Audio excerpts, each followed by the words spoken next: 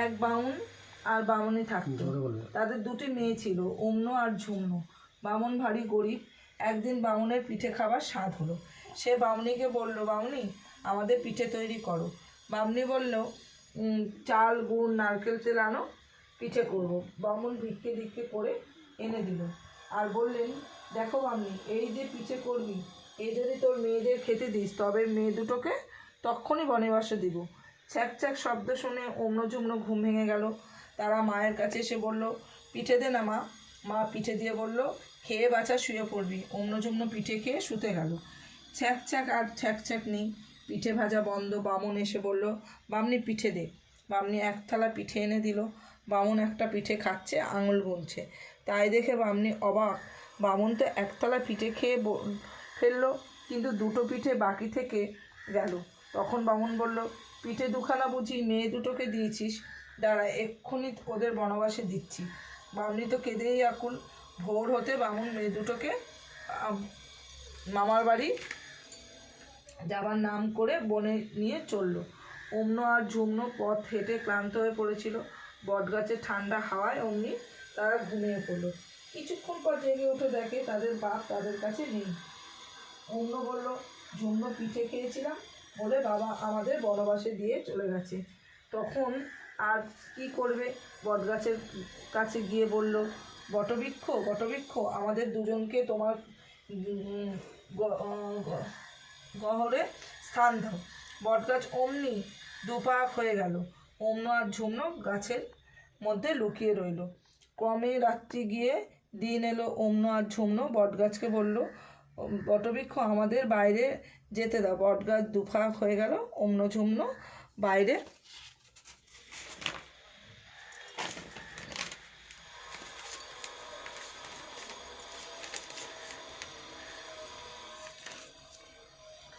এলো।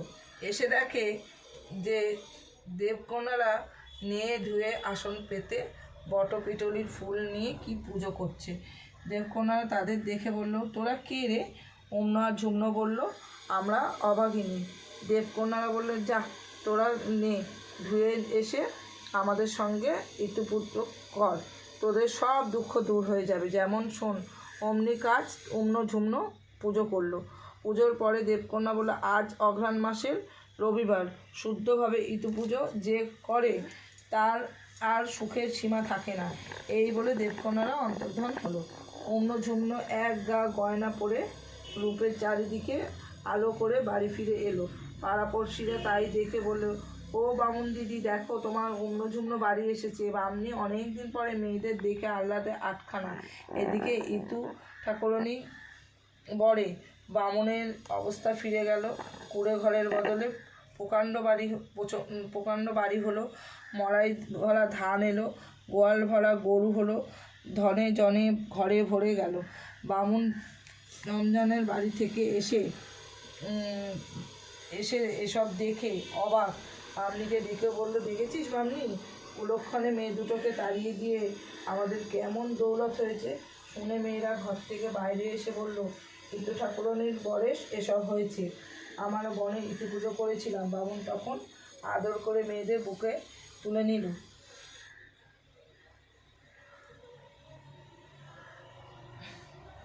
ঠিক আছে। কোটি কোটি কুড়োতে গেলাম, ইতুর কথা শুনে এলাম। এ কথা শুনলে কি হয়?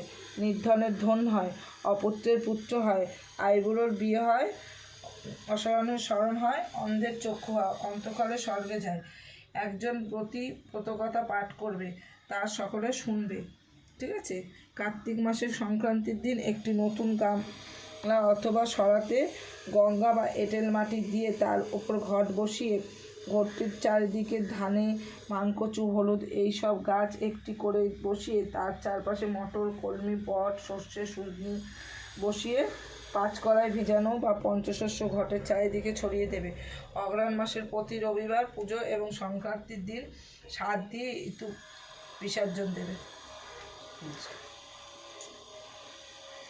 ইতুর ব্রতকথা সমাপ্ত হলো। সবাই বলো, হরি হরি বলো, হরি হরি হরি হরি হরি হরি।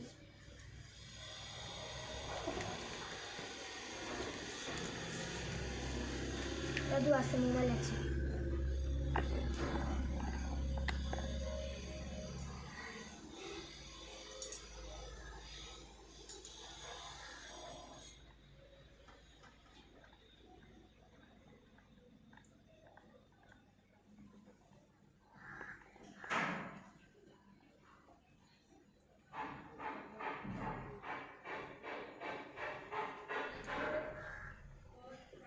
থাক, চ দরজাটা দিয়ে দে, একটু জল টল খাই, দাদুকে দুটো ইয়ে ভেজে দে। চ এখন ঠাকুর খা, ঠিক আছে? হুম, রাখ, এই ফুলের প্যাকেটটা করলাম। একটু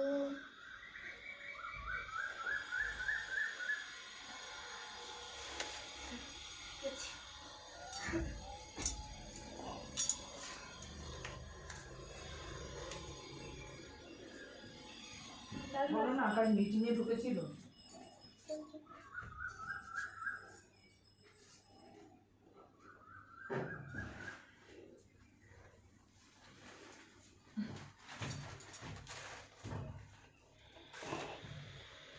বসতে যদি রাখে না না ঠিক আছে, বল।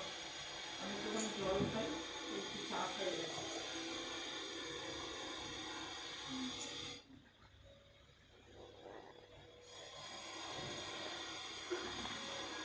চলে এসো, ভাত খাবি না? রাজু চলে এসো।